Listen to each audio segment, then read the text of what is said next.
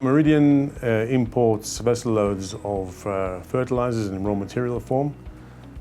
We blend them and we distribute them through a network that covers Mozambique itself, which is the main entry port, and Malawi, Zimbabwe and Zambia. The very first two people that got together was in 1983, but the recognizable form of Meridian as we know it today was probably from 2000.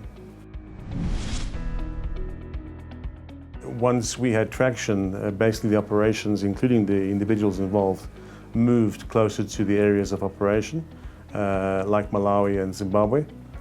The operations grew from there over the years. In 2000, we basically amalgamated various disparate parts that had grown organically and separately, and joined them up into what we now recognize as Meridian.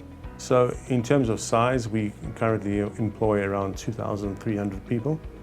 Our operations, as I mentioned, stretch over 4 countries. We have port facilities in Mozambique, in the ports of Nacala and in the port of Beira.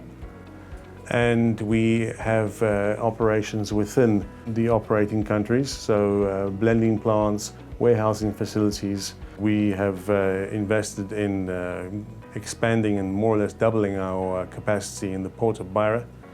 We've seen expansion in the port of Nacala, which we use to service Malawi. During the same period, we also invested at the end destination capacity. The investment by private equity allowed us the wherewithal to actually finance these things. A good example of how private equity introduced or fostered innovation in the business was investing in new techniques to apply tailor-made blended fertilizers to smallholder farmers.